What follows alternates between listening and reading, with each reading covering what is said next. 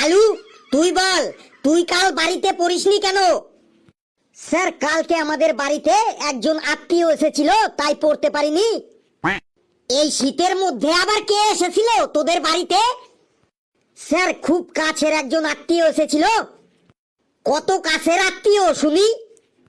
Sir, আমার ঠাকুমার, পিসির, ননদের, বড় ভাসুরের, ছোট মেয়ের, বড় মামার, মেজো শালার, কাকি শাশুড়ির, মাসতুতো দিদির, পিসতুতো দেওরের, ভাগ্নি জামাইয়ের, জ্যাঠতুতো বোনের, পিসি শাশুড়ির, নাতি বউয়ের, সেজো কাকার বড় ছেলের একমাত্র শালা এসেছিল।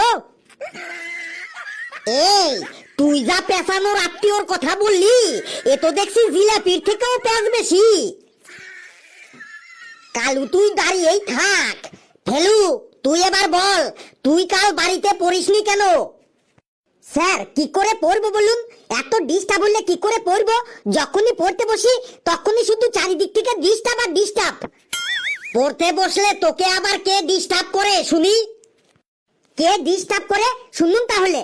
কাল সন্ধ্যাবেলা যখন পড়তে বসেছি তখন কানের কাছে একটা মশা এসে ভা ভা ভা ভা ভা ভা ভা ভা ভা ভা ভা করছিল।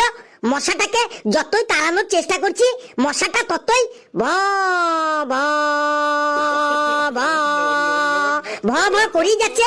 সেই মশাটাকে তাড়াতে আমার প্রায় 2 ঘন্টা লেগে গেল।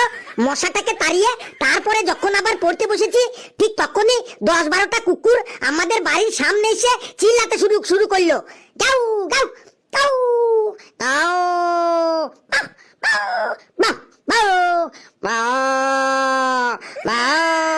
এইভাবে 10-12টা কুকুর আমাদের ঘরের সামনে এসে চিল্লাতে শুরু করলো। কুকুরগুলো শুধু চিল্লাতে শুরু করলো। তুই তখন ওই কুকুরগুলোকে 2টো বিস্কুট দিতে পারতি, তাহলেই তো ওরা চুপ হয়ে যেত। বিস্কুট দিলাম তো, বিস্কুটগুলো খেয়েই আবার কুকুরগুলো চিল্লাতে শুরু করলো। Go go go go. তারপরে 2 ঘন্টা পরে কুকুরগুলোকে তাড়িয়ে তারপর যখন আবার পড়তে বসেছি ঠিক তখনই ওই মাঠ থেকে একটা শেয়াল ডাকতে শুরু করলো। হুক্কা হুয়া হুক্কা হুয়া হুক্কা হুয়া। আর তার সাথে সাথেই বাকি শিয়ালগুলো ডাকতে শুরু করে দিল। ক্যা হুয়া ক্যা হুয়া। একটা শিয়াল ডাকছে হুক্কা হুয়া আর বাকি শিয়ালগুলো ডাকছে ক্যা হুয়া ক্যা হুয়া। এবার আপনি বলুন, এত ডিস্টার্বের মধ্যে কি কখনো কেউ পড়তে পারে?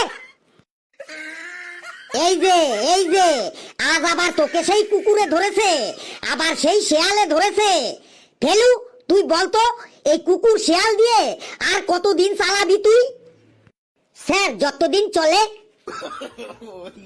যতদিন চলে মানে এক থাপ্পড় দিয়ে তোর পোকা দাঁতগুলো সব ফেলে দেব। পরীক্ষার সময় তুই খাতায় লিখবি যে মশাই ভ ভ করছিল, কুকুরে ঘেউ ঘেউ করছিল আর শিয়ালে হুক্কা হুয়া করছিল বলে আমি পড়তে পারিনি।